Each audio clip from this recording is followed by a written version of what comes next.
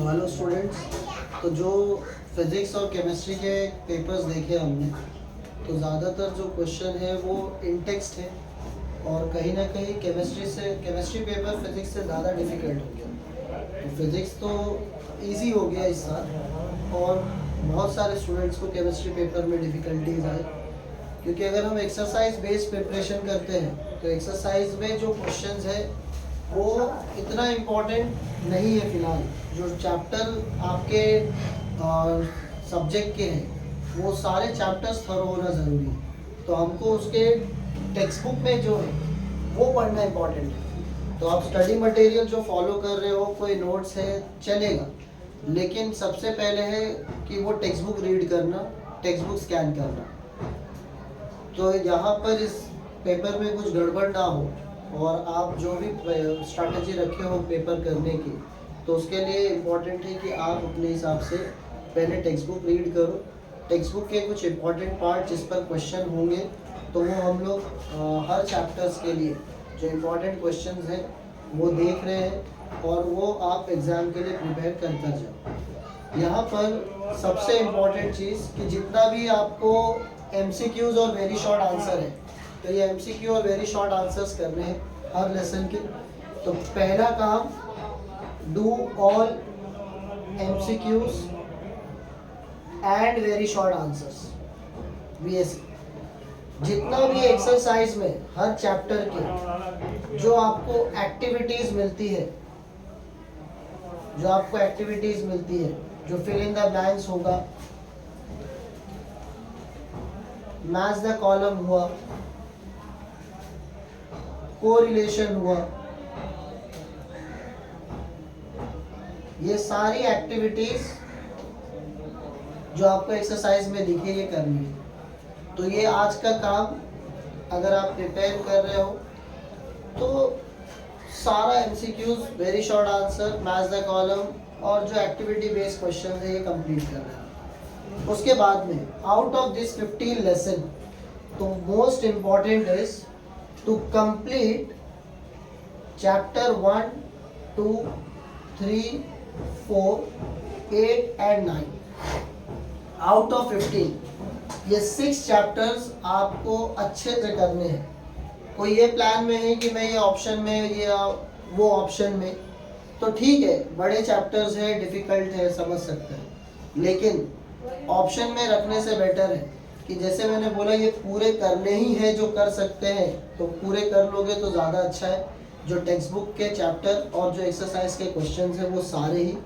Apart from this, किसी को अगर डिफ़िकल्ट लग रहा है तो इंस्टेड ऑफ डिसाइडिंग कि मैं ये क्वेश्चंस करता हूँ, आप वो क्वेश्चंस करो जो हम इन चैप्टर्स के भी देखेंगे और बाकी चैप्टर्स के भी देखेंगे। तो हम फिलहाल एक एक चैप्टर से स्टार्ट करते हैं। तो ये चैप्टर्स इम्पॉर्टेंट है जो आपको थोरोली करना है अच्छे से।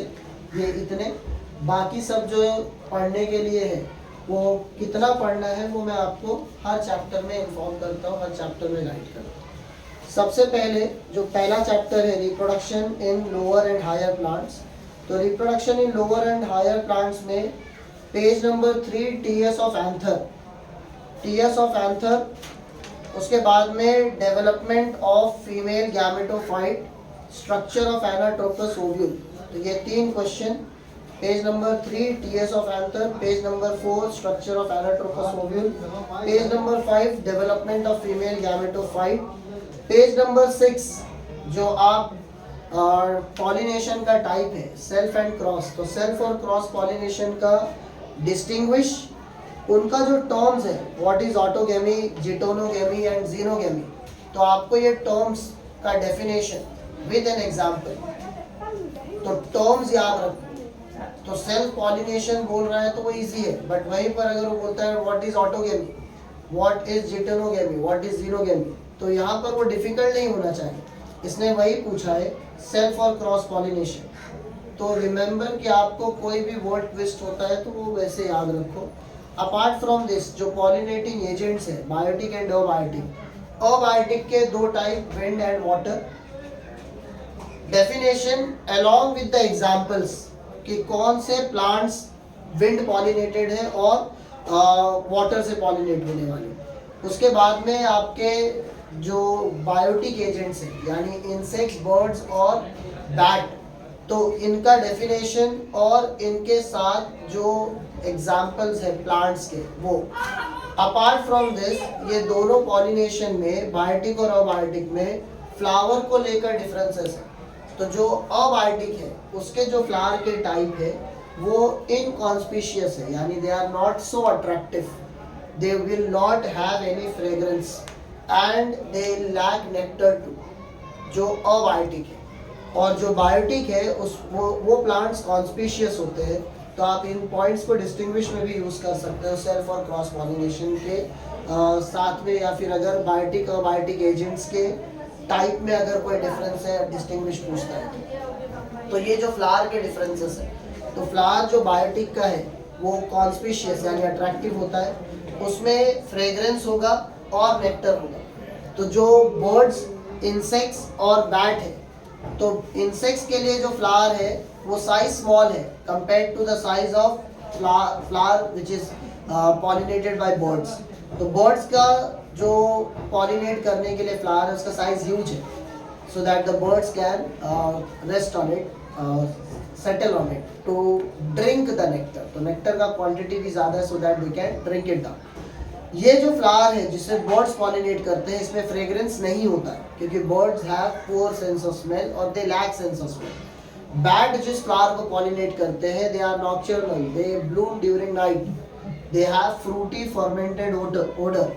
तो ये जो डिफरेंस है, तो थोड़ा इसको रीडिंग करना पॉलिनेशन के टॉपिक्स को, जिसमें टाइप्स के साथ साथ एग्जाम्पल्स इंपॉर्टेंट है, ठीक है। उसके बाद में page number 8 you see outbreeding devices यानी कॉन्ट्रीवेंसीज। तो कॉन्ट्रीवेंसीज में जो डेफिनेशंस है, protandry, protogyny, heterostyly, herkogamy, self incompatibility, तो ये क्रॉस और सेल्फ पॉलिनेशन में टाइप्स है दो कॉन्ट्रीवेंसीज के। तो ये आउटब्रीडिंग डिवाइसेस पढ़िए। पोलन पिस्टल इंटरैक्शन, शॉर्ट में वो डिस्क्रिप्शन पढ़ सकते हो, what is pollen pistil interaction, which means the pollen which is of known type will be carried for fertilization to the ovule, and the one which is wild type will be rejected by the stigma and it won't fertilize the flower। तो ये pollen pistil interaction यानी known type और wild type के बीच में difference है pollen का। उसके बाद page number 10 double fertilization, one of the important topic of the chapter. उसके बाद पेज नंबर 11 पर टाइप्स ऑफ एंडोस्पर्म। तो एंडोस्पर्म के 3 टाइप है, सेल्यूलर, न्यूक्लियर और एलोबियल। सेल्यूलर एंडोस्पर्म में सेल्स डिवाइड होते हैं followed with karyokinesis and cytokinesis. Nuclear endosperm में सिर्फ न्यूक्लियस डिवाइड होगा यानी cell division followed only by karyokinesis. और एलोबियल एंडोस्पर्म दोनों टाइप के इंटरमीडिएट है, जिसमें पहले डिवाइड्स इनटू 2 टाइप, उसके बाद में दोनों टाइप में सिर्फ न्यूक्लियस का डिवीजन होगा। तो ये एलोबियल एंडोस्पर्म। उसके बाद पेज नंबर 13 पर एल्बुमिनस, एक्स एल्बुमिनस जो टाइप है यानी एंडोस्पर्मिक और नॉन एंडोस्पर्मिक, तो वो डेफिनेशंस वहाँ पर। पेज नंबर 14 जो डेफिनेशंस है, एपोगेमी क्या है, एपोस्पोरी क्या है। उसके बाद में पेज नंबर 15 पर पार्थेनोकार्पी का टॉपिक इम्पॉर्टेंट है एग्जाम्पल के साथ, विच आर पार्थेनोकार्पिक फ्रूट्स। तो parthenocarpy is where the seed which is produced without fertilization, तो वो फ्रूट्स पार्थेनोकार्पिक फ्रूट्स हैं। पेज नंबर 16-17 पर जितने MCQ वेरी शॉर्ट आंसर्स, उसके बाद में लॉन्ग आंसर क्वेश्चन जितने हैं उसके डबल फर्टिलाइजेशन हो गए। फिर उसके बाद में लास्ट जो LS of anatropous ovule, question number 4, fill in the blanks, label the parts of seeds and match the column. तो जैसे मैंने बोला कि ये पहला, दूसरा, तीसरा, चौथा, 8th और 9th इंपॉर्टेंट चैप्टर है, तो आप कुछ नहीं मिस करेंगे तो अच्छा है, लेकिन अगर कर रहे हो तो ये सारे टॉपिक्स कवर करना। Chapter 2 reproduction in lower and higher animals. Lower and higher animals में page number 20 TS of testis, page number 20 TS of testis, page number 22 you see cryptorchidism in the scrotum paragraph, so you have to learn that definition. Page number 23 TS of ovary, page number 20 page number 24,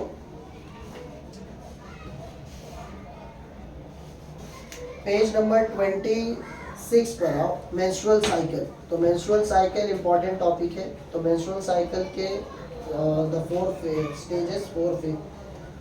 तो menstrual cycle important topic है इसमें। तो menstrual cycle पढ़ना है with 4 stages. Page number 28 spermatogenesis, 29 structure of sperm.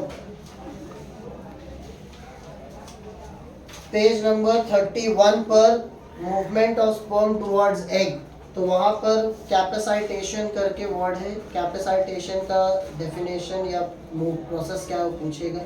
तो before fertilisation the sperm undergoes capacitation which helps in increasing its motility.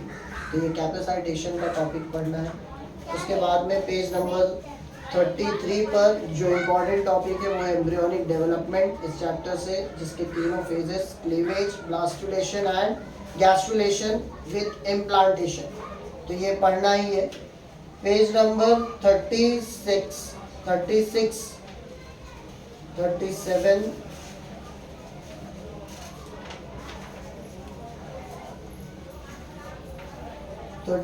37 तीनों trimester short में पढ़ सकते हो।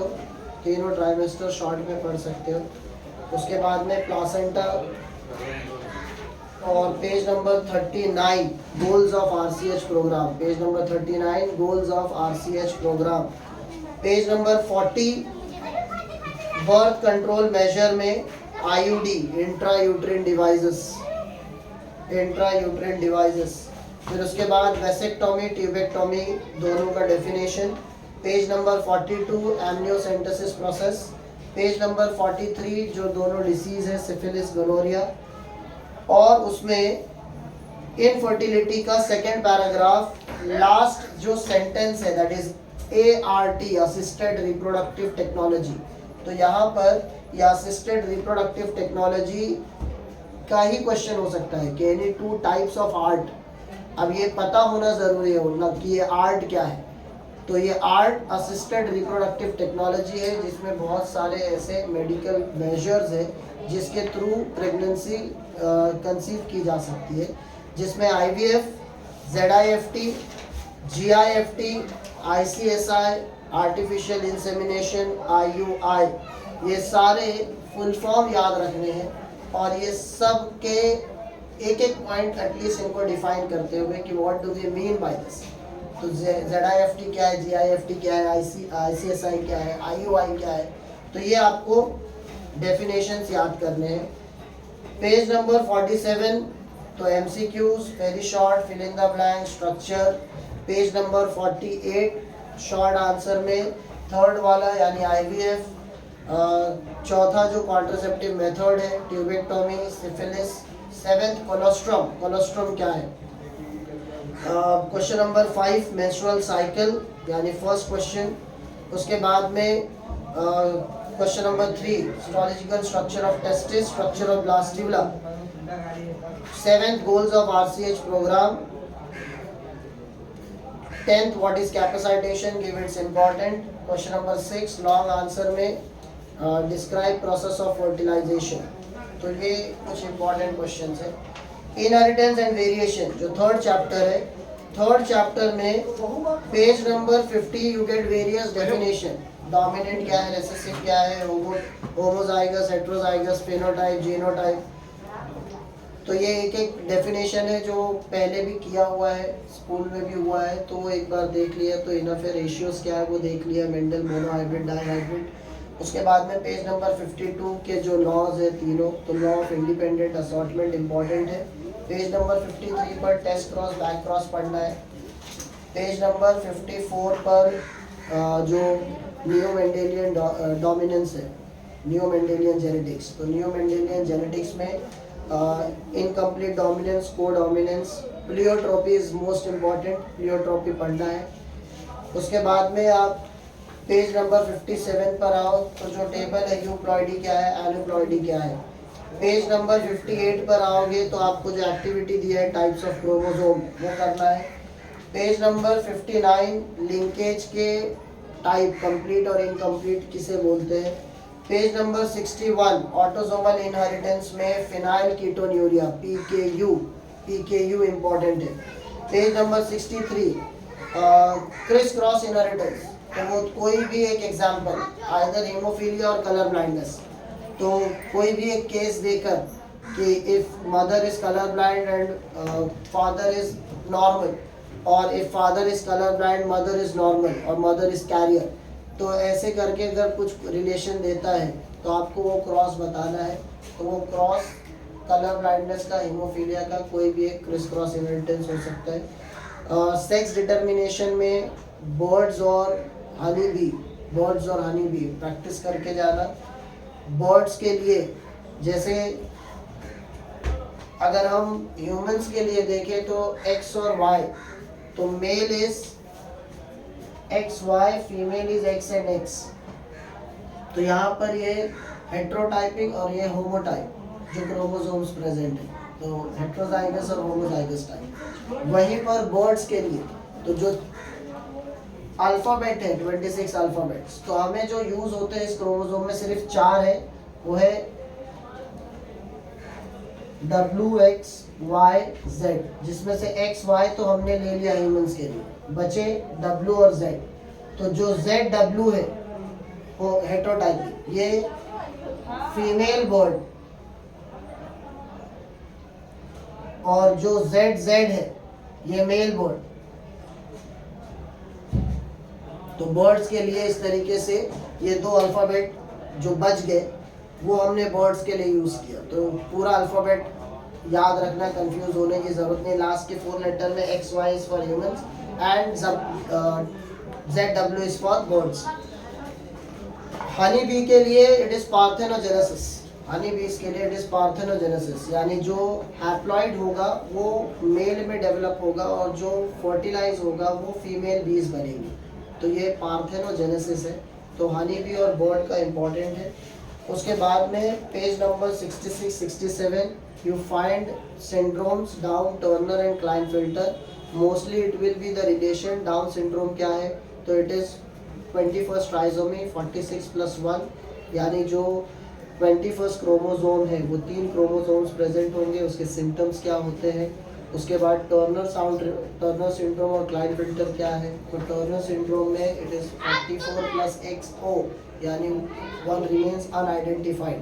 तो mostly it is for the females, they are infertile, web neck, short stature, तो कुछ symptoms उसके। और क्लाइनफिल्टर में 44+XXY, यानी दीज आर फेमिनाइज्ड मेल्स, तो ये यूनिट्स है, तो they are male but they are infertile, ठीक है। तो ये फेमिनिन कैरेक्टर्स के साथ में मेल्स है, तो ये Klinefelter syndrome. Page number 68 MCQ VSA करना है। उसके बाद में क्वेश्चन नंबर 3 में थर्ड है प्लियोट्रोपी। फिर page number 69 question number 7 right a note on PKU, compare X and Y chromosome. Question number 4 match the column. और लॉन्ग आंसर में थर्ड जो है टेस्ट क्रॉस, और 7th वाला क्रिस क्रॉस इनहेरिटेंस, और 8th जो है डिफरेंट टाइप्स ऑफ क्रोमोसोम्स। तो हमने देखा सेंट्रोमियर के ऊपर, जिसे मेटासेंट्रिक, सब मेटासेंट्रिक, एक्रोसेंट्रिक और टेनोसेंट्रिक, ये 4 टाइप ऑफ क्रोमोसोम है depending on its position of centromere. Next chapter molecular basis of inheritance. तो ये बहुत इंपॉर्टेंट चैप्टर है, सारा चीज़ ही इंपॉर्टेंट है। इसमें क्विट करना थोड़ा डिफिकल्ट होता है बताना, लेकिन जो इम्पोर्टेंट टॉपिक्स है इसके, जो semi conservative replication of DNA, transcription, translation, lac operon, DNA fingerprinting, ये इंपॉर्टेंट टॉपिक है। Apart from this Griffith experiment, Hershey Chase experiment,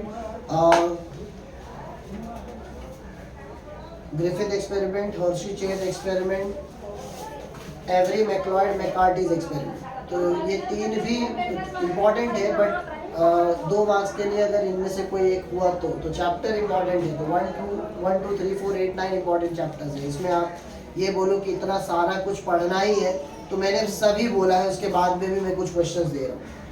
उसके बाद में पैकेजिंग ऑफ DNA है, कैरेक्टरिस्टिक्स ऑफ जेनेटिक कोड है,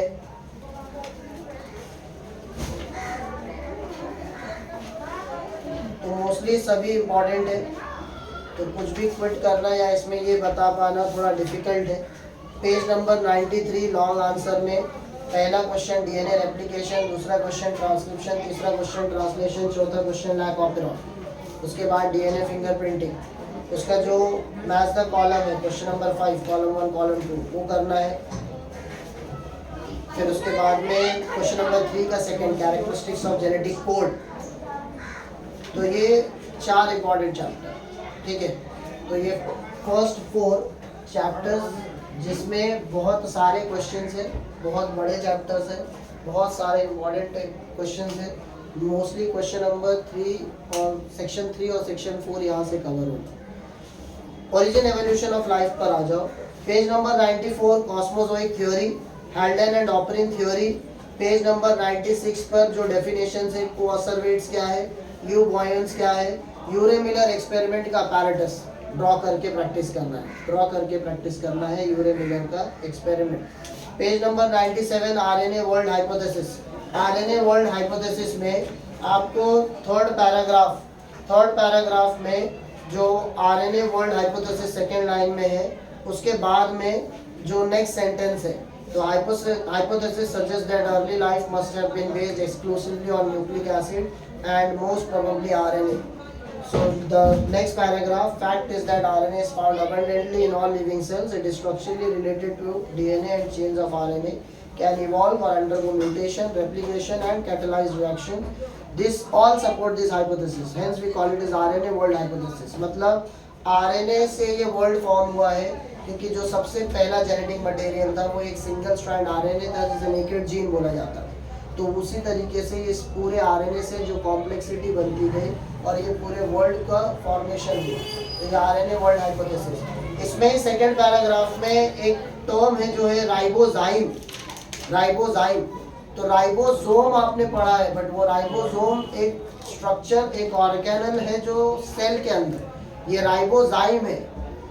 तो second paragraph third last line, catalytic RNAs are called as ribozymes.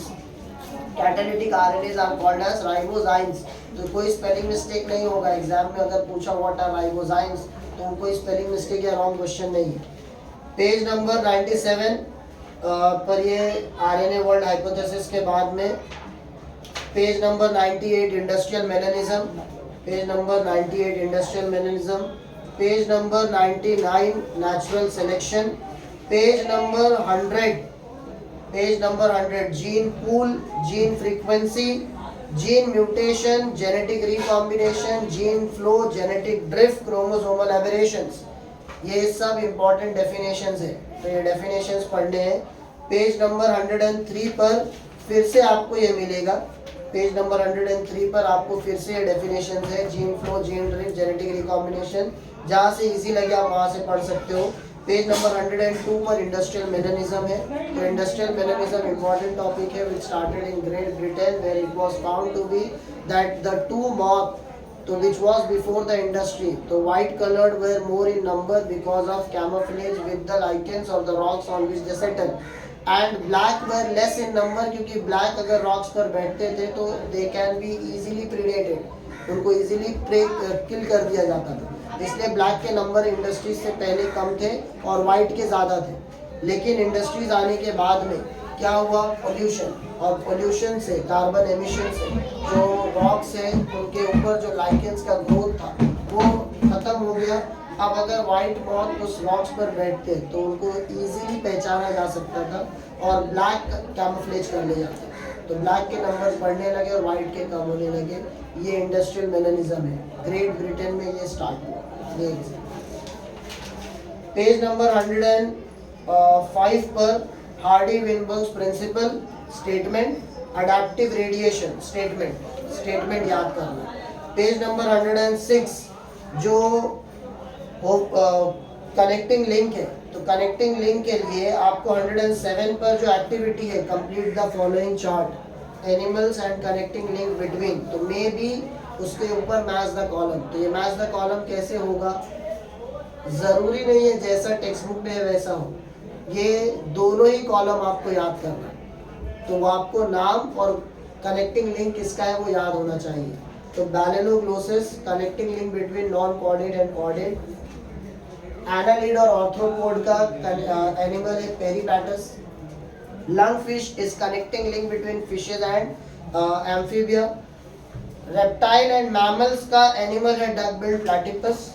सेमोरिया is connecting link between amphibian and reptile and ichthyostega is connecting link between fishes and amphibian। तो ये activity के questions दोनों side दोनों column याद होना चाहिए। तो may be you can get it in any MCQs और one sentence to what is seymouria, connecting link between what, और connecting link between so and so, write the name of that animal. तो ऐसे करके question हो सकता है। इन text important है। दोबारा से अब बचे हुए पेपर में फिर से प्रॉब्लम ना सफ़र करने के लिए ये है कि आपको टेक्स्ट बुक थरो करना है। इन टेक्स्ट इम्पॉर्टेंट है। एक्सरसाइज के ऊपर बेस्ड क्वेश्चंस एग्जाम के लिए कम होंगे। Page number 108 vestigial organ example analogous organ. Page number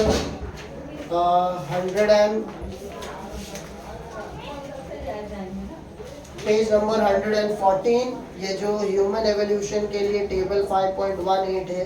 तो लास्ट के जो 4 कॉलम है होमो एबिलिस, होमो इरेक्टस, निएंडरथल और होमो सेपियंस, उसका जो क्रेनियल कैपेसिटी यानी सेकंड लास्ट कॉलम नीचे से, तो वो क्रेनियल कैपेसिटी पढ़कर जाना।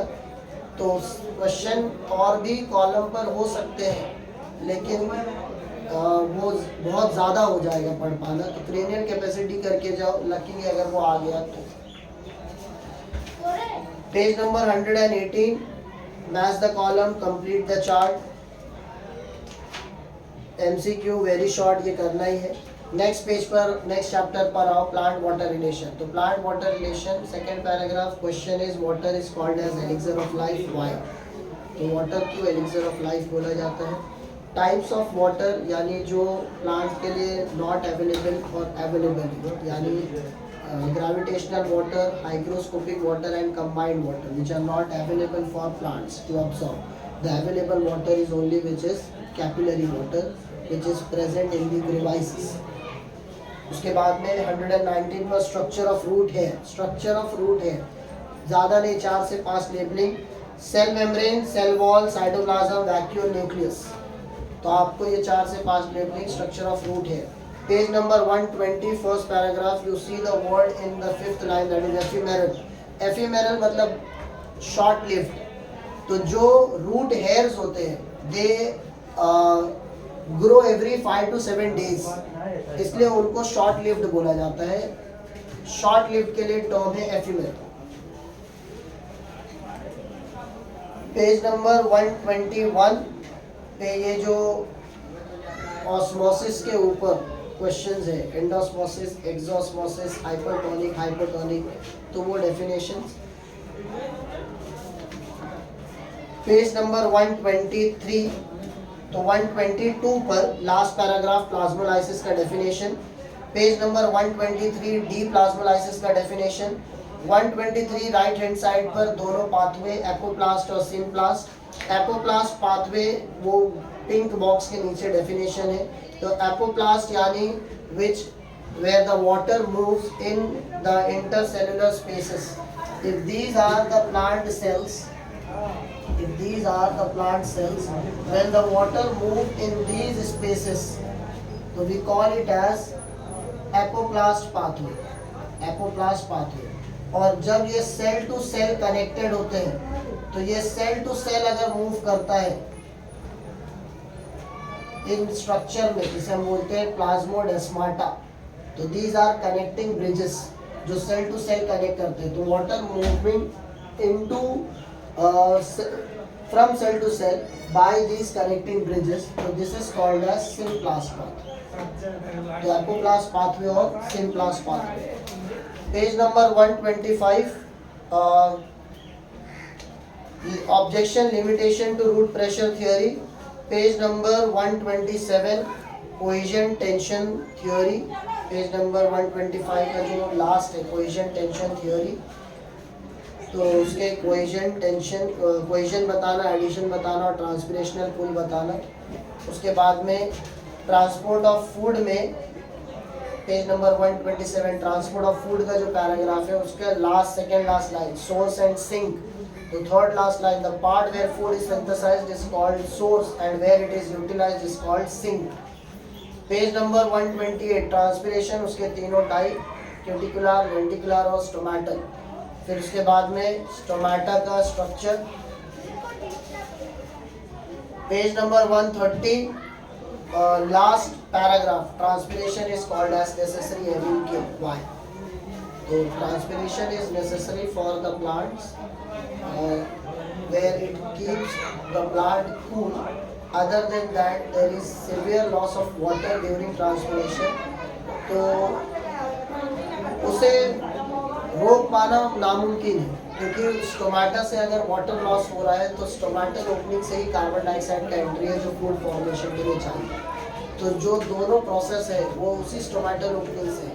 तो फूड फॉर्मेशन के लिए कार्बन डाइऑक्साइड रिक्वायर्ड है और उसी प्रोसेस के लिए वाटर जैसे स्टोमेटा ओपन होता है तो वाटर एस्केप हो जाता है.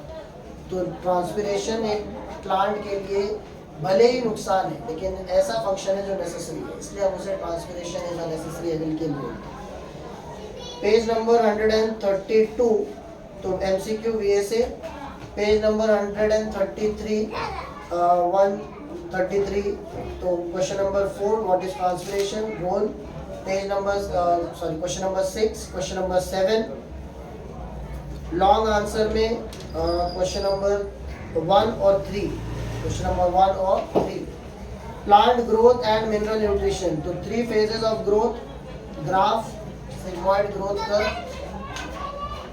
फिर उसके बाद page 137 GPG grand period of growth. Page number 138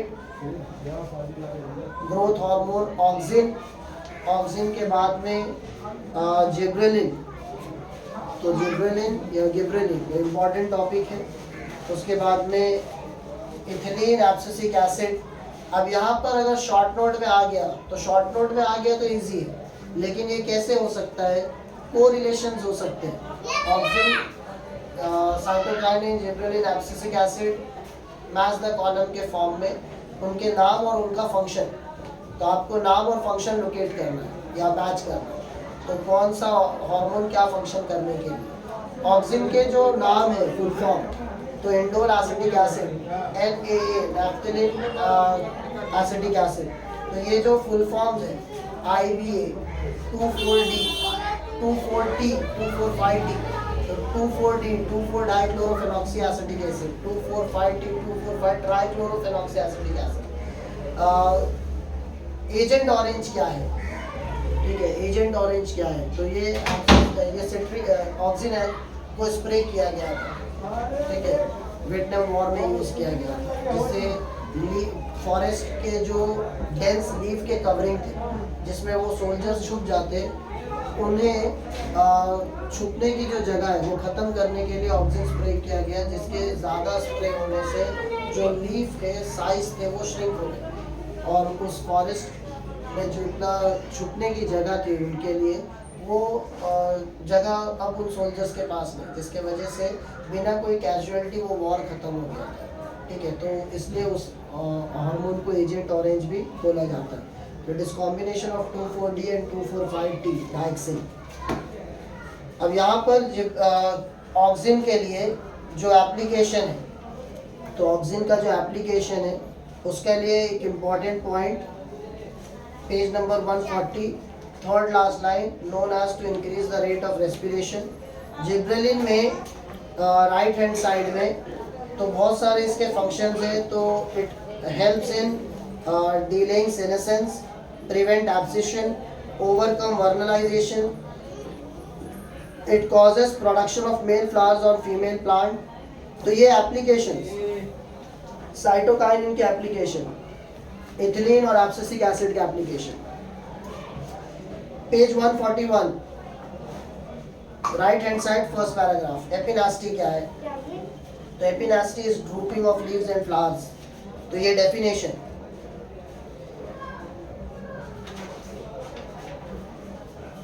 abscisic acid के लिए एप्लीकेशन में लास्ट पैराग्राफ के लास्ट पॉइंट लिखा हुआ है थर्ड लास्ट लाइन में, inhibits flowering in long day plants but stimulates flowering in short day plants. तो ये मैच द कॉलम के फॉर्म में, जिसमें ऑक्सिन के लिए कुछ ऐसे functions apart from growth hormone जो डायरेक्ट ऑप्शन ना देकर कुछ ऐसे देगा पॉइंट जो थोड़ा सा अगर ऐसे डिफरेंट फंक्शन परफॉर्म करता हूँ। तो ऑक्सिन के लिए increase rate of respiration, gibberellin के लिए overcomes vernalization, genetically dwarf plants को भी एलोंगेट करेगा, break dormancy, production of male flowers on female plant. Cytokinin के लिए जो एप्लीकेशन है, तो उस एप्लीकेशन में delay senescence, control apical dominance,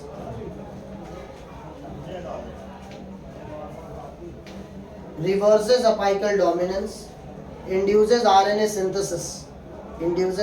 synthesis, ये साइटोकाइनिन। इथिलीन एक राइपनिंग हार्मोन है, तो उसमें एपिनास्टी और उसमें एक enzyme which is enzyme chlorophyllase जो डीग्रीनिंग इफेक्ट लाता है, यानी जो रॉ फ्रूट्स है उनको राइपनिंग के बाद जो कलर है, तो that is because of chlorophyllase enzyme, जो इथिलीन के वजह से activity of ethylene. Page number 142 photoperiodism, तीनों टाइप एलटीपी, एसडीपी और DNP with example. Page number 143 vernalization short note. Page number 146 ये जो चार्ट दिया हुआ है, तो कौन सा मिनरल्स, यानी पहला कॉलम पोटेशियम, कैल्शियम, मैग्नीशियम, और जो लास्ट कॉलम है उसके साथ एसोसिएटेड डेफिशिएंसी सिम्टम। तो आपको potassium, calcium, manganese, boron, copper, zinc, तो एटलीस्ट इतना याद करना है, क्योंकि पोटेशियम का जो डेफिशिएंसी है yellow edges of leaf, premature death, calcium stunted growth,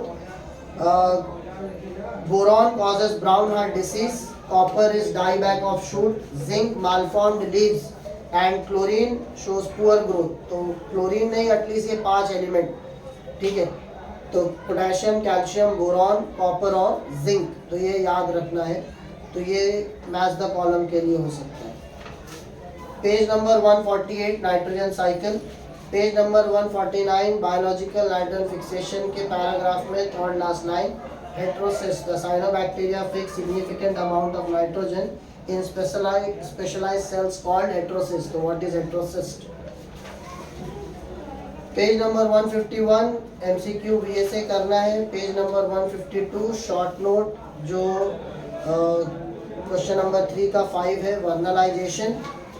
question number 3 का 3 role and deficiency symptom of.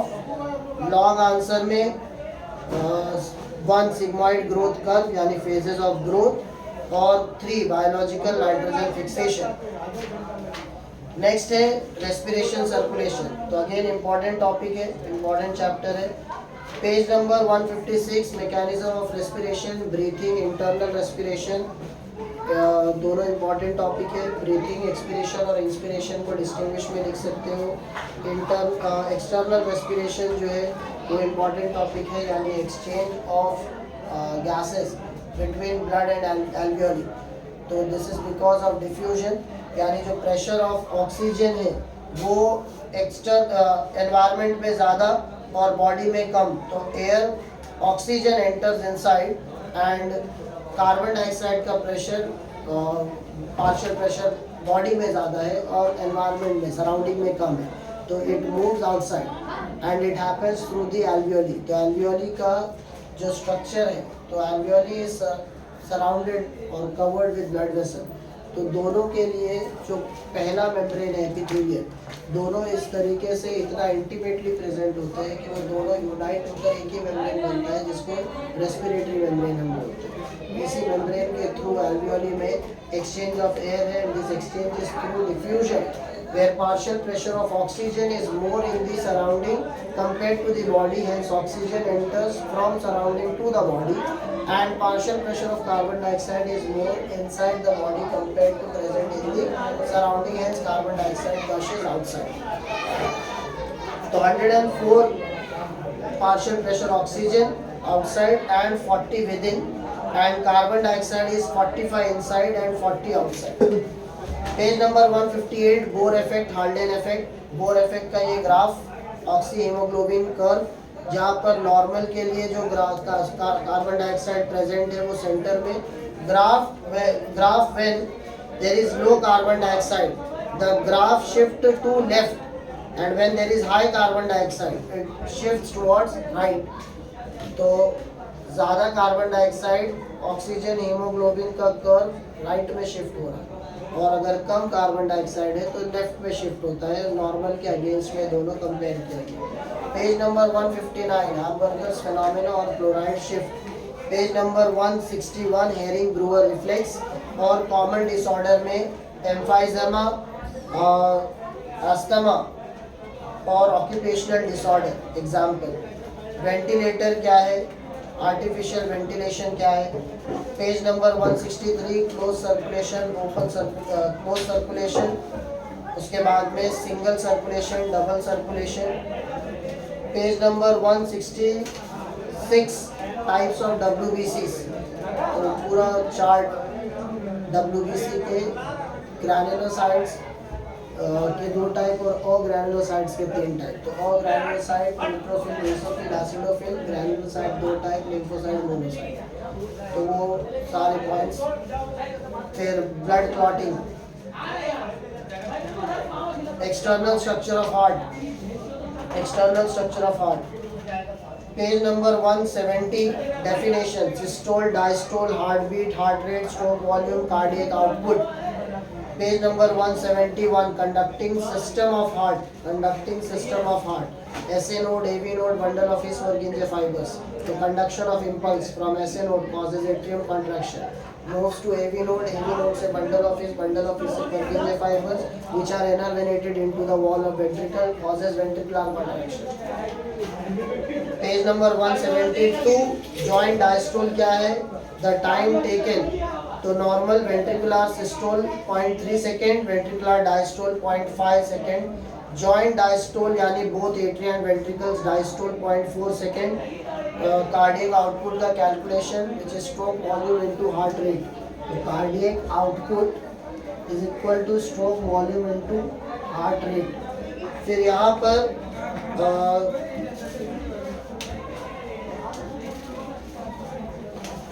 Page number 173 आर्टरीज और वेन्स का TS distinguish. Page number 174 blood pressure systolic upon diastolic 120/80 millimetre of mercury. उसी के नीचे relation के नीचे pulse pressure लिखा है. तो पल्स प्रेशर क्या है. तो blood pressure is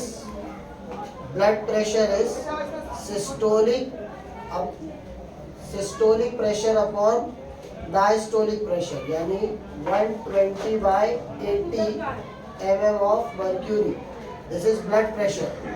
Pulse pressure is difference between यानी diastolic pressure minus systolic pressure, which is तो pulse pressure is systolic pressure minus diastolic pressure, यानी 120 minus 80 which is 40 mm of mercury. ये pulse pressure है. तो pulse pressure difference है systolic और diastolic pressure का. तो ये पल्स प्रेशर का डेफिनेशन. तो ध्यान रखना. तो वो एक बात के ऐसे क्वेश्चन हो सकते हैं जो शायद या तो समझ में ना आए या लिखने में गलती करो. Instrument to measure blood pressure is sphygmobarometer. उसके बाद में उसके डिसऑर्डर, ब्लड रिलेटेड डिसऑर्डर. तो वो hypertension, blood pressure related disorder में hypertension. Angina pectoris, angiography, silent heart attack, ECG, P wave, QRS complex और T wave. तो P wave is atrial depolarization, QRS complex is ventricular depolarization and T wave is ventricular repolarization. तो ये P, QRS, T wave, ये ECG graph दिखाना है. Page number 180 MCQ question number 2, question number 3, question number page number 81 पर question number 4 के लिए fifth वाला, right a note on blood clotting and explain blood clotting in short. 7, describe walls of human heart. 9, explain factors affecting blood pressure. Give scientific reason. First, closed circulation is more efficient. Question number 4, fifth का 4. Arteries are thicker than veins. Left ventricle is thick than all other chamber of heart. So why? Because right ventricle pumps the blood to the lungs and left ventricle pumps to systemic aorta to all the body part. तो जो distance है वो बहुत दूर है पूरे body में pump करना, और जो लंग्स की तरफ है वो एक शॉर्ट डिस्टेंस है. तो जो पंप करना है तो ऑब्वियस है कि प्रेशर ज़्यादा चाहिए अगर पूरे बॉडी में पंप करना है. तो इसलिए जो पूरे बॉडी में ब्लड पंप हो रहा है वो लेफ्ट वेंट्रिकल से. तो compare to atria, ventricles are thicker, but when we compare both the ventricles तो left one is thicker than right. Distinguish में सेकेंड, आर्टरी और वेन. फिर क्वेश्चन नंबर 7 जो लॉन्ग आंसर है उसमें 8, histological structure of artery, vein, capillary.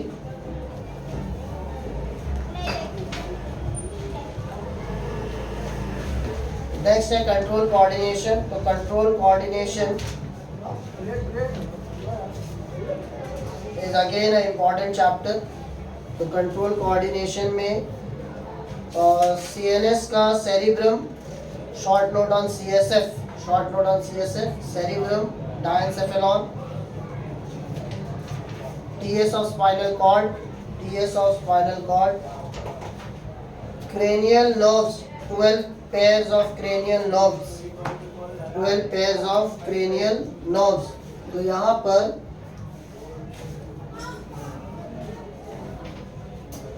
तो मूट ये 4 letter, टाफा and जीवीएसएच. तो ऑल्फैक्टरी, ऑप्टिक, ऑक्यूलोमोटर, ट्रॉक्लियर, और we call it as pathetic, trigeminal, abducens, facial, auditory, glossopharyngeal, vagus, sensory, spinal accessory,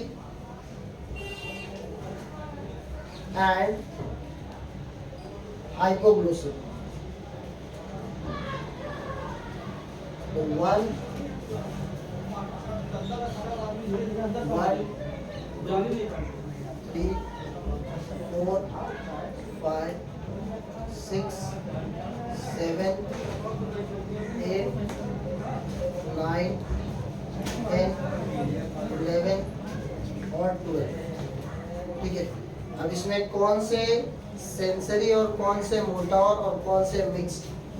तो some say marry, money, but, by, brother, says, big, brain, matters, more. तो इसको इस तरीके से इस mnemonic के साथ याद कर सकते हो. तो 1 to 12 यानी वुड, टाफा, GVSH, olfactory, optic, oculomotor, olfactory, OPOC, wood, टाफा, GVSH, trochlear, pathetic, trigeminal, abducens, facial, auditory, glossopharyngeal, vagus, spinal accessory, hypoglossal. 1 to 12, wood, tafa, GVSH. Some say S, sensory. S is sensory. M say, which is motor, and the one with B is both. तो sensory, motor and both. तो sensory, motor, both. तो ऐसे use करते हैं some, sensory. तो both, motor, both, sensory, both, motor. तो both यानी they are both sensory and motor. तो ये 12 pairs of cranial nerves. Page number 197. Vagus has maximum number of branches and longest nerve, and trigeminal is the largest nerve. ठीक है, तो ये page number 197 का do you know. यहाँ पर smallest cranial nerve जो एब्ड्यूसेंस है, तो वो करेक्ट कर लेना. Page number 200, 199, 200. Sympathetic parasympathetic nerves का डिस्टिंग्विश. सिंपैथेटिक पैरासिम्पैथेटिक का distinguish. Structure of eye. Structure of eye, इस क्वेश्चन को करने के लिए तो डायग्राम जो ड्रॉ करोगे उसके लिए जो लेबलिंग है, तो 4 लेबलिंग आपको आई का जो स्ट्रक्चर का 3 वॉल है, स्क्लेरा, कोरॉइड, रेटिना. उसके बाद आप फ्रंट आओगे तो कॉन्जक्टिवा, कॉर्निया, लेंस. कॉर्निया और लेंस के बीच में एक्वस ह्यूमर, लेंस और रेटिना के बीच में विट्रस ह्यूमर. तो ये इतना लेबलिंग हो गया. तो डायग्राम डिफिकल्ट है लेकिन इतना डिफिकल्ट नहीं है, तो आपको बहुत ज़्यादा कुछ नहीं करना है. तो आई का स्ट्रक्चर अगर आप ड्रॉ करो तो इस आई के लिए आप जो मार्किंग कर रहे हो, तो यहाँ पर ये लेंस, इसके लिए सीलरी मसल्स, यहाँ पर retina, 3 wall, conjunctiva, cornea, lens, aqueous humour, vitreous humour. Blind spot, to find blind spot, and fovea for acuity resolution. और फिर ये ऑप्टिक नर्व, तो इतना डिफिकल्ट नहीं है. Sclera, choroid, retina, conjunctiva, cornea, lens, ciliary muscle, vitreous chamber, aqueous chamber. Contains vitreous humor, aqueous humor, which maintains the shape of eye. Difficult नहीं है. Structure of eye और ear में at least eye करके जाओ.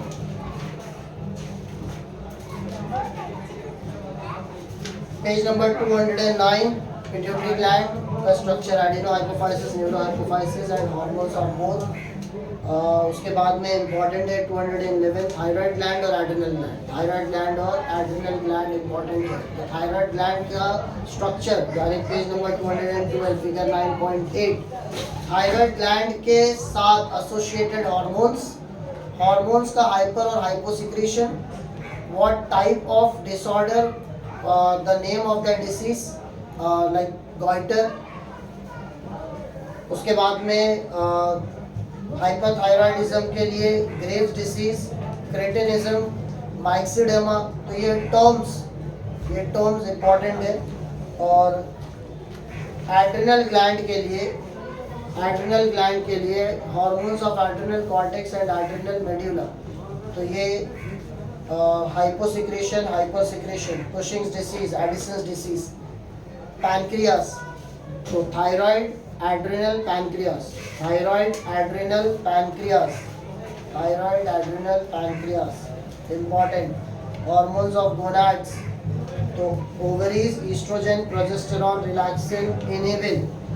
At least दो. Testis, testosterone, एक ही hormone.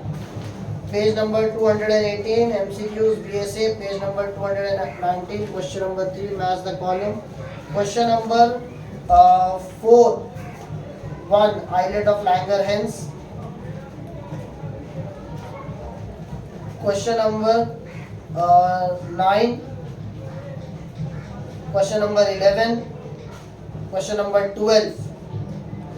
Question number 6. Complete the table.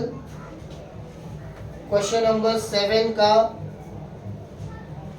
Second का B, page number 220,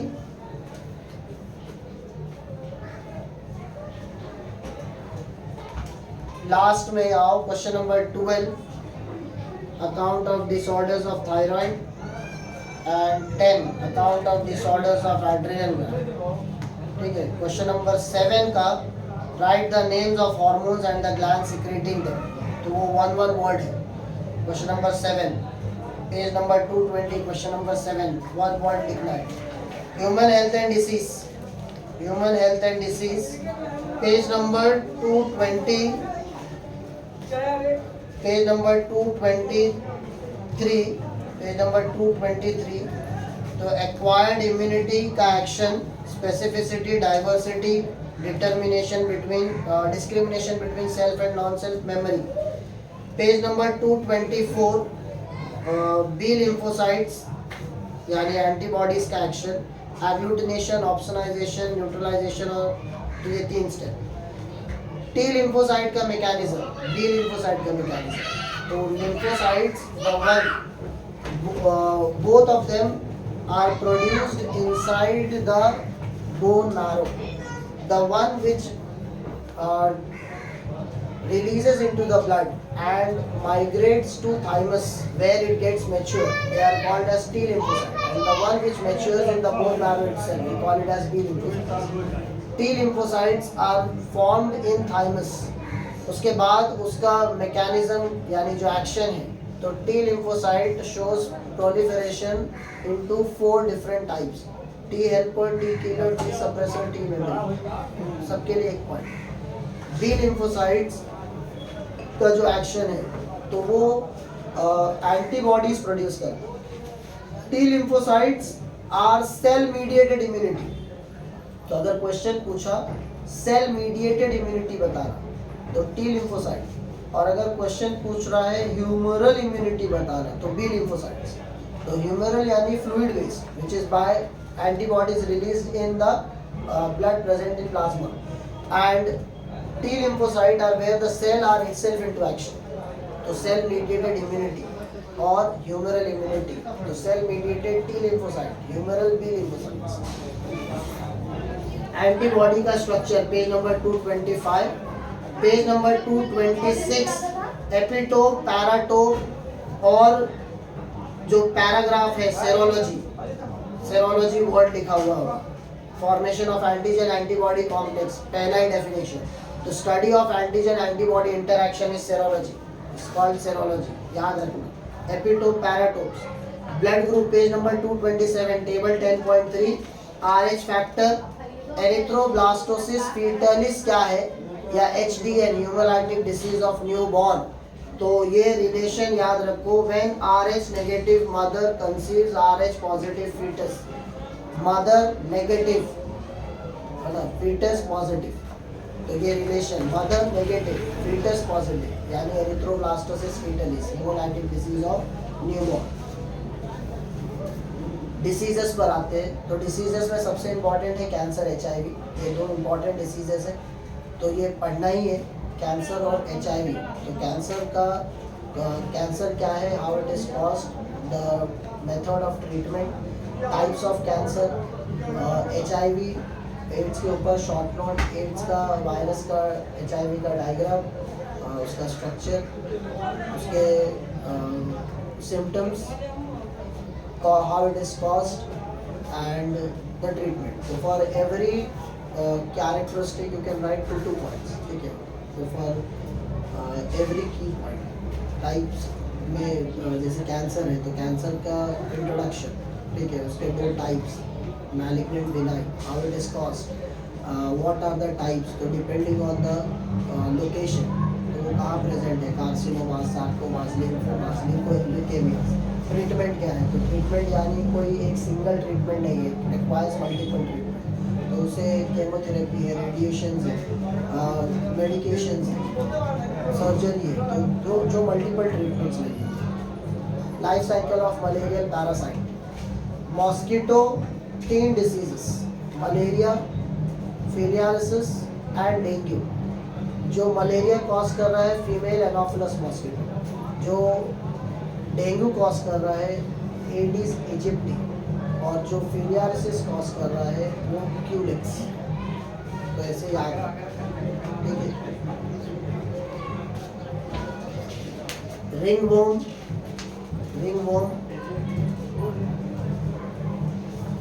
और बाकी कुछ ऐसे इतना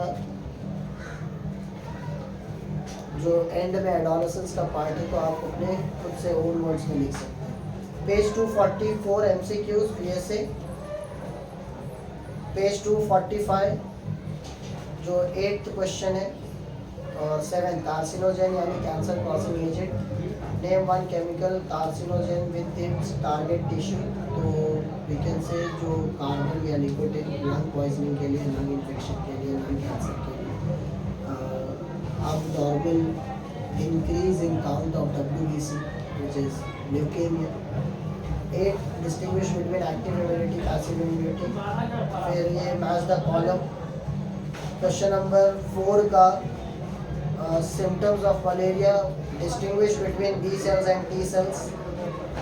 लॉन्ग आंसर में structure of antibody, vaccination, cancer. Enhancement of food production में इंपॉर्टेंट है tissue culture,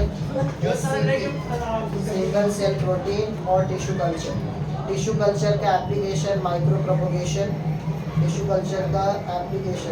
propagation.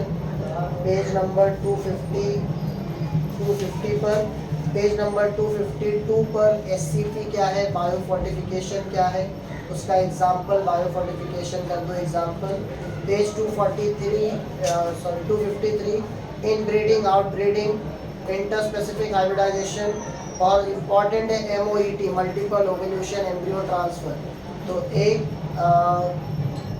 ovulated mother which produces eggs and it is inseminated by a superior male gamete, semen, and when that egg fertilizes and it forms into a 16 cell stage, 8 to 16 cell stage, then that embryo is collected and it is transplanted to any surrogate, and again that superior female will be ready to produce the egg, which will be again inseminated, and again at the embryo stage it will be taken out, transplanted into the surrogate.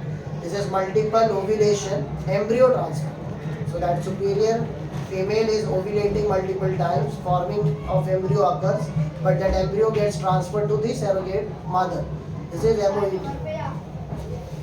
255 species of honeybee, type of poultry diseases, हर एक का एक example. Page number 257 sericulture topic पर type of silk, जो superior quality, inferior quality, silkworm का ये जो life cycle है, ये लाइफ साइकिल का डायग्राम। 258 लैक कल्चर में Tachardia, lacca is the name. उसके थर्ड पैराग्राफ में आओ तो सेकेंड लाइन में you find shellac is pure form of lac obtained by washing and filtering. तो शेलैक इंपॉर्टेंट है 1 सेंटेंस के। Page number 260, page number 260। अब यहाँ पर देखो ये कैसे पढ़ना है, ऑर्गेनिक एसिड और माइक्रो ऑर्गेनिज्म, विटामिन्स और micro organism, antibiotic micro organism, enzyme और माइक्रो ऑर्गेनिज्म। तो कौन सा एसिड कौन से ऑर्गेनिज्म से प्रोड्यूस हो रहा है, कौन सा विटामिन कौन से ऑर्गेनिज्म से प्रोड्यूस हो रहा है, कौन सा एंटीबायोटिक कौन से ऑर्गेनिज्म से, कौन सा एंजाइम कौन से ऑर्गेनिज्म से। तो आपको सिर्फ ये नाम याद रखने हैं मैच द कॉलम के लिए। ये हो सकता है कि सिर्फ एसिड में पूछे कि 4 नाम एसिड के और 4 ऑर्गेनिज्म, या हो सकता है एक एसिड से, एक एंजाइम से, एक एंटीबायोटिक से और एक विटामिन से। तो be prepared for MCQs, activity based questions. Page number 263 biogas production, 3 step, anaerobic digestion, acidogenesis, acid formation, and methanogenesis, methane formation. तो अनएरोबिक डाइजेशन यानी complex waste which is converted into simple by anaerobic bacteria, Clostridium pseudomonas.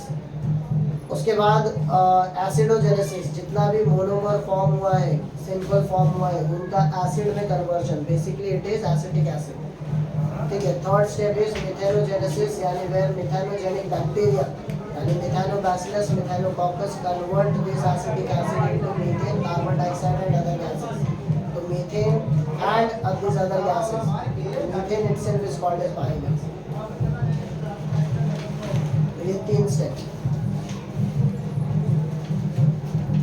Page number 266, page number 266 जो nitrogen fixing biofertilizer है उसके दोनों point symbiotic और non symbiotic. Symbiotic के example, non symbiotic के example. Symbiotic के example, non symbiotic के example. Mycorrhiza, ectomycorrhiza, एंडोमाइकोरिज़ा।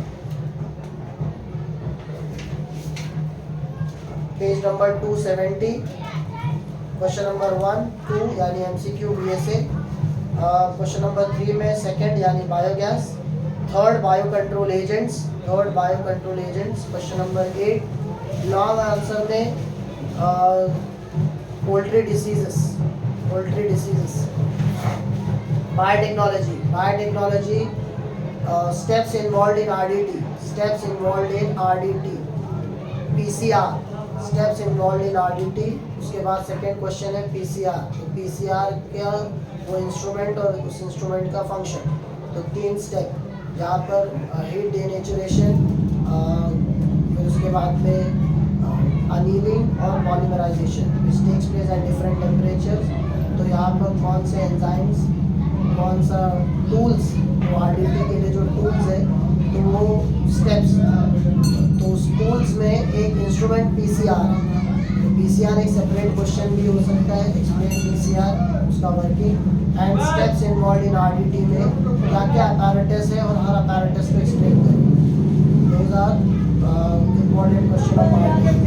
Rest, restriction enzymes, plasmid उनके full form, REN क्या है, REN1 कैसे नाम आया, पैलेट 2 किसे बोलते हैं, PBr322 प्लाज्मिड के फुल फॉर्म क्या है, PUC15 ये प्लाज्मिड फुल फॉर्म क्या है। उसके बाद में ब्लू वाइट स्क्रीनिंग क्या है, शॉटगन मेथड प्लाज्मिड का सेल के अंदर इंट्रोडक्शन के जो तरीके हैं, इलेक्ट्रोपोरेशन। तो ये कुछ ऐसे methods. Page number 280, page number 280 12.7 disorder और रिकॉम्बिनेंट प्रोटीन। तो पहला अनीमिया, तीसरा अथेरोस्क्लेरोसिस, पांचुरेशन, ब्लड सेल्स, कैंसर और एम्फाइजेमा। तो which disorder which recombinant protein. तो कैंसर के लिए इंटरफेरॉन्स, ब्लड क्लॉट के लिए टीपीए, टिश्यू प्लाज्मिनोजेन एक्टिवेटर। फिर पेज नंबर 281 पर gene therapy, 282 forms of gene therapy, germ line and somatic, germ line and somatic cell gene therapy. तो germ line therapy यानी where it will be introduced in the fetus stage itself earlier, which will be introduced into germ cells like sperm, eggs and embryo. And somatic cell is after birth, introduced in somatic cells. So before birth is germ line therapy and after birth is somatic cell gene therapy. Transgenic animals, transgenic crops, transgenic animals, transgenic crop. तो transgenic animals में mice, cow, poultries, pigs। तो एक एक point, why they are created and what modification have been made. Definition, page number 289, bio-patent, biopiracy, bioethics। Page number 291, question number 2 का 4th और 5th। Question number 3 का 3। Question number 4, page number 292, question number 4, match and right the pair. Question number 4 का 1, explain the steps in process of rDNA technology with suitable diagram. And 5th, give the steps of PCR.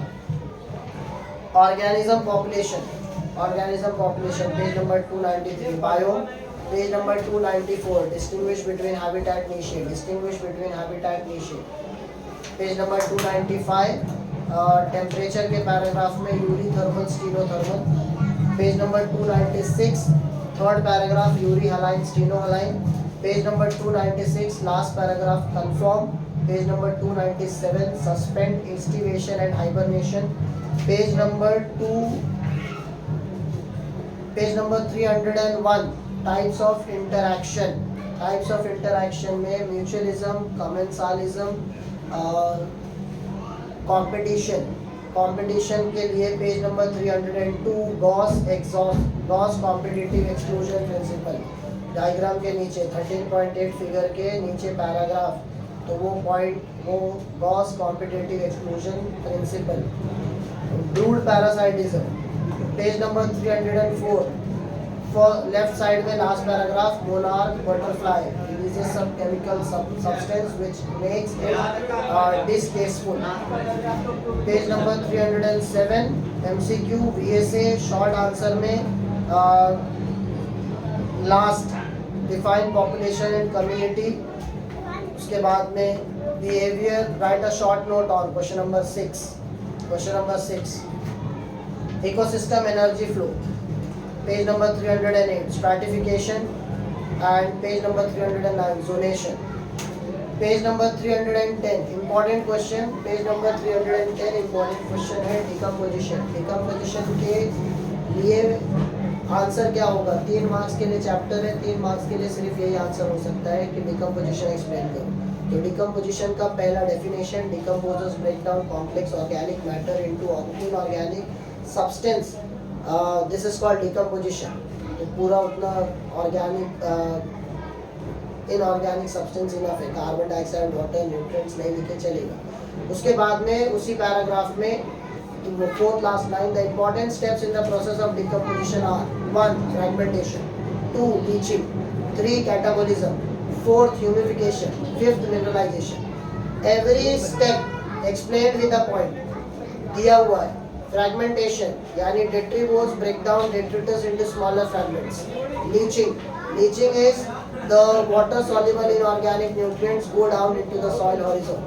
Third, catabolism, bacterial and fungal enzymes degrade detritus into simpler inorganic substance, catabolism. Humidification, खाली humus पर short note भी 2 marks के लिए हो सकता है।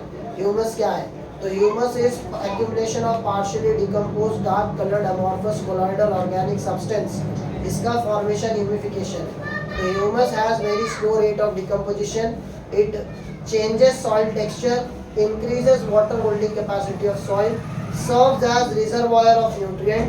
It last point, mineralization, it can be further degraded, यानी humus can be degraded only by some microbes, तो वो resistant to microbes है, but some microbes can break down into various minerals, that is mineralization. तो decomposition is important.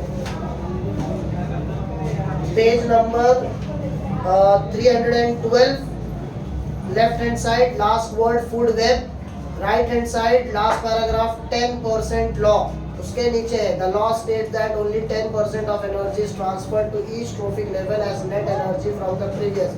तो अगर किसी ने plant ने 1000 किलो कैल एनर्जी प्रोड्यूस की और जो प्लांट्स पे फीड करेगा उसे 100 किलो कैल मिलेगा, यानी उसका 10%। और अगर उस एनिमल पर कोई कार्निवरस फीड करता है तो कार्निवरस को उसका 10% मिलेगा, यानी 10 किलो कैल। इसलिए कार्निवरस को कोई हंट नहीं करता है क्योंकि उन एनिमल्स में कोई न्यूट्रिएंट बचा ही नहीं, एनर्जी नहीं मिलेगा। This is 10% law. तो 1000 फॉर प्लांट्स, हर्बीवोरस ने फीड किया तो 100 उन्हें मिली, कार्निवोरस ने हर्बीवोरस को फीड किया तो 10 उनको मिला, और उसके बाद जो आगे उसे फीड करेगा उसे कुछ नहीं मिलेगा। तो इसके लिए कार्निवोरस का कोई हंटिंग नहीं है। This is 10% law. Page number 315 carbon cycle phosphorus cycle, carbon cycle phosphorus cycle, खाली cycle. Page number 316 eutrophication, page number 316 eutrophication. Page number 316 पर last paragraph sere, last paragraph sere SERE। 317 right hand side first paragraph mesic, xeric and hydric. तो mesic intermediate, xeric is very dry and hydrarch is wet condition. Page number 318 figure 14.13, figure 14.13 ecological succession. तो ये stages है, इस stages के ऊपर question हो सकता है। तो फाइटोप्लैंक्टन से submerged and free floating, read swarm, Marsh मीडो, scrub and climax यानी फॉरेस्ट। तो एक ऑर्डर में कोई भी इस 7 में से 4 या 5 रिलेशन देकर पूछ सकता है। तो सबसे पहले फाइटोप्लैंक्टन से, उसके बाद वहाँ से वो सबमर्ज प्लांट्स में डेवलप हुए। तो phytoplanktons are just green cells, submerge plant में बने, फिर submerge and some they are free floating, they form very like cluster which is swarm, एक कीचड़ जैसा बनना। मार्श मीडो स्टेज यानी जहाँ पर और ज़्यादा वो ग्रोथ फॉर्म हुआ। Scrub stage where they grew into certain height and finally they became a forest. Page number 320 MCQ VSA short answer में second वाला distinguish food chain food web, question number 4 decomposition यानी question number 3, 4 का third, last chapter 15 biodiversity। तो biodiversity में page number 322 types of diversity, genetic, species and ecological definition. उसके बाद यहाँ पर मेडिसिनल प्लांट है Rauwolfia serpentina which is found in Himalayan regions. This are it contains like it shows differences in their characteristic. फिर उसके बाद में latitudinal gradient यानी जो लैटिट्यूड और एल्टीट्यूड का डिफरेंस है। तो जो लोअर लैटिट्यूड्स है और हायर लैटिट्यूड्स होंगे तो उन दोनों में डिफरेंसेस यानी लाइफ डिमिनिश होता जाएगा। ऐसे ही एल्टीट्यूड के लिए यानी हाई माउंटेन्स पर you find less life, less diversity and lower plains have high diversity. तो ये altitude. Page number 322 rivet popper hypothesis. तो रिवेट कॉपर हाइपोथेसिस कुछ नहीं है, खाली एक एक्सप्लेनेशन है इस समझाने के लिए। रिवेट्स यानी वो स्क्रूज या नट्स जो उस एग्जांपल में एक एयरप्लेन बताया गया जिनको होल्ड करने के लिए बहुत सारे स्क्रूज और नट्स का यूज़ किया गया है, वही रिवेट्स है। और ये बताना, कंपेयर करना डाइवर्सिटी के साथ में कि जितने भी एनिमल्स इस नेचर में प्रेजेंट है वो सारे इम्पोर्टेंट है। अगर कोई एक उसमें से एक्सटिंक्ट हो जाए तो वो दूसरे को अफेक्ट करेगा। जैसे कि एयरप्लेन से अगर हम 1-2 रिवेट निकाल दें तो ज़्यादा प्लेन को फ़र्क नहीं होगा, लेकिन अगर ज़्यादा रिवेट्स हम पॉप कर दें, ज़्यादा निकाल दें, तो फिर उस प्लेन में ट्रेवल करना बहुत ही डिफ़िकल्ट होगा और वो प्लेन अब सर्वाइव नहीं कर पाएगा। तो ये एक्सप्लेनेशन दिया उन्होंने बायोडाइवर्सिटी को rivet popper hypothesis. Page number 326, page number 327, page number 327 जो एक्सटिंक्ट इन wild, critically endangered, endangered, vulnerable, near threatened, ये पहले 6 इंपॉर्टेंट है। हर एक के लिए डेफिनेशन या फिर हो सकता है किसी एक का नाम और उसको मैच द कॉलम के फॉर्म में। Page number 328 most important, page number 328 most important, in situ ex situ conservation, in situ ex situ conservation का डिस्टिंग्विश, मोस्ट इम्पॉर्टेंट चैप्टर का, इस चैप्टर से question. Page number 335, page number 335 terror of Bengal, Eichhornia crassipes यानी water hyacinth, एक wild weed जो Amazon से लाया गया था और अब वो हमारे लिए ही मुसीबत हो गया है। तो this is terror of Bengal. फिर उसके बाद में last left hand side last paragraph, the phenomena through which certain pollutants get accumulated in tissues यानी biomagnification, biomagnification. Page number 337 greenhouse effect, 338 greenhouse gases, carbon dioxide, methane, first paragraph, second last line. Page number 339 Montreal protocol यानी right hand side में third paragraph, उसके ऊपर UVB causes inflammation of cornea called as snow blindness,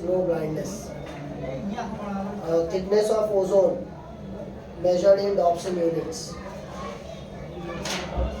तो page number 342 VSA MCQ और question number 3 का how does carbon monoxide causes giddiness and exhaustion. तो ये question carbon monoxide causes carbon poisoning, मतलब ये carbon monoxide poisoning है। जैसे कि इस क्वेश्चन को अगर हम आंसर करें तो हमारा बॉडी जिस तरीके से ऑक्सीजन से इंटरैक्ट करता है, अगर उसके प्लेस पर कार्बन मोनोऑक्साइड प्रेजेंट होगा तो it has 250 times more affinity to bind compare to oxygen. तो ये कार्बन मोनोऑक्साइड से हीमोग्लोबिन का बाइंडिंग एफिनिटी 250 टाइम्स हायर है। तो जहाँ कार्बन मोनोऑक्साइड है वहाँ पर इजीली वो कार्बन मोनोऑक्साइड से बाइंडिंग करेगा, which forms carboxy hemoglobin. Carboxy haemoglobin इस कार्बन मोनोऑक्साइड पॉइजनिंग। तो ऐसे ज़्यादा टाइम इस कंडीशन में रहना जहाँ पर कार्बन मोनोऑक्साइड प्रेजेंट है तो इट कॉजेज गिडीनेस और it can be fatal also. इसलिए अगर कोई भी उस जगह पर प्रेजेंट है उसे रेस्क्यू करने के लिए तो सबसे पहले उसका काम है वहाँ पर वेंटिलेशन लाना, तो वो विंडोज़ ओपन करना ताकि वेंटिलेशन हो सके। तो कार्बन मोनोऑक्साइड कॉजेज गिडीनेस। तो वाई इसका 342 पर क्वेश्चन नंबर 4 का फर्स्ट कंट्री। तो पूरे 15 चैप्टर एक ही बार में, ये इम्पॉर्टेंट क्वेश्चंस हैं जो पढ़ने हैं। आप ये सिर्फ इसलिए है कि आपको इम्पॉर्टेंट क्वेश्चन जो पढ़ने हैं वो बताए जा सके, ठीक है। तो ये अच्छे से अगर आप कवर करते हो तो it will be good for your exams, ठीक है। तो चाहे वीडियो लंबा है लेकिन ऑप्शन नहीं है एक साथ में सारे चैप्टर्स, तो आप कुछ पार्ट्स में देख लें, ठीक है। Best of luck all of you.